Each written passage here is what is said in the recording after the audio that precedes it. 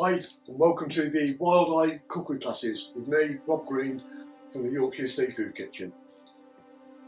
The idea of the classes is to make you a better seafood chef, not be afraid of buying and cooking seafood.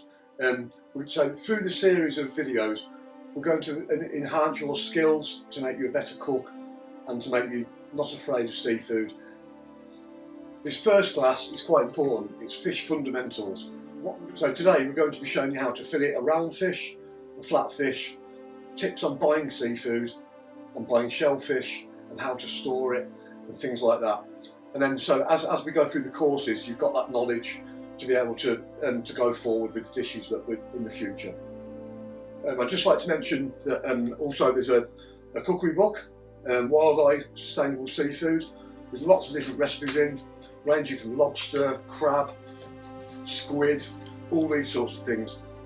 There's a website just coming up now. If you check out the Wild Eye website, on there you can see where you can pick up your free copy of this book.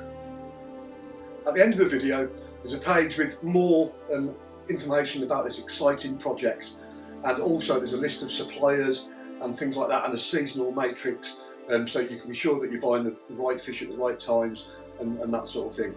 Hope you enjoy the courses. Let's get on with it. Fish fundamentals. Okay, first up we're going to be filleting a round fish. Today we've got mackerel. There's various ways of doing this, but this is my way, this is how I've been taught, and the easiest way that I think is possible. You'll need a decent filleting knife for this, a bit like this one.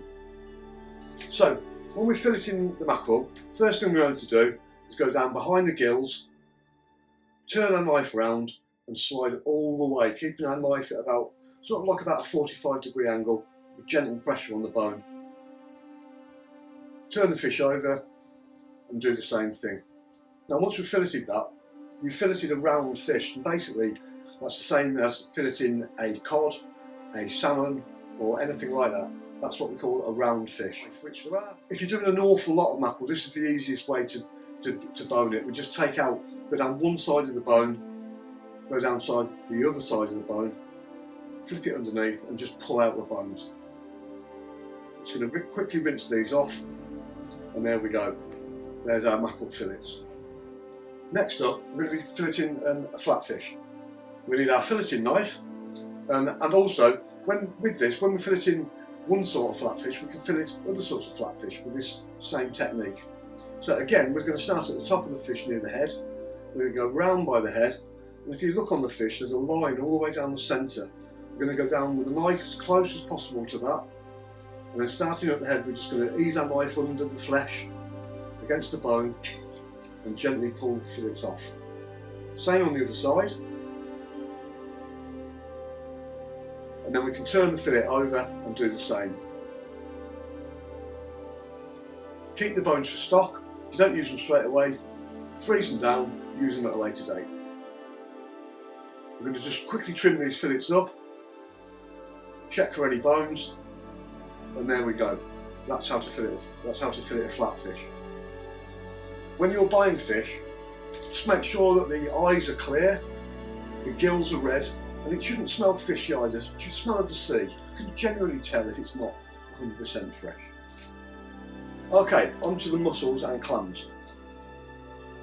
Basically, mussels and clams, molluscs, and they're alive when you get them. So when you buy them in a net or something similar, basically what we want to do is to rinse them all off. As regards to the mussels, if there's any barnacles on the shells, we want to scrape those off with a knife. And any beards, which you can see, that's what attaches them to the ropes where they grow. We're just going to pull those off. Again, rinse them thoroughly, and just to make sure you've got rid of any grit or anything like that. If there's any mussels that are open, then gently pick them up and give them a squeeze. As you get them out of the fridge and they slowly warm up, they slowly come to life, and sometimes they will open up a little. If you squeeze them, they will generally close back together. If they don't, discard the mussel.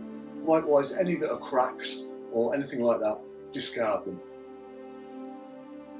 When you're storing mussels or clams, it's important not to completely cover them in water or to cover them in cling film so they can't breathe. I find the easiest way is into into a bowl and either like a damp tea towel over the top or a damp clean J cloth just over the top, and just let them like that. When you get them back out of the fridge, ready for use, give them another rinse off. Okay, onto the queen scallops. I love queen scallops, they're my favourite above king scallops really. These were bought separately from the shells. If you're lucky enough to be able to get the scallops in the shells, and there is a separate video which is coming up now, which is on my YouTube channel, and that will show you how to clean scallops fresh from the shells and make a classic receptacle, cooking receptacle for the scallops when you're cooking them, and they look great on the plate when you come to serve them up. When you're buying scallops, kings and queens, make sure that you ask for dry meat, because sometimes they come in a solution which is like a brine solution, and it cooks scallops, and it doesn't give you much of a chance of creating a top dish before you even start. So you have to dry scallops when you buy them. As regards to storing them, store them in the tubs that you bought, but when it comes to cooking, a couple of hours before, I would get them out, pat them dry with kitchen paper, cling film, and put them back in the fridge. This is just to ensure that when you pan fry your scallops or grill them, that you're not using a lot of moisture, and you're not poaching them in their own liquid. You're searing them, and it sears all that lovely sweetness inside them. Hope you enjoyed Fish Fundamentals. It's given you an insight about how to buy, how to store, how to prep certain types of fish and shellfish. This is so beneficial for when it comes to cooking the rest of the dishes on the courses. Hope you enjoyed the video. See you next time.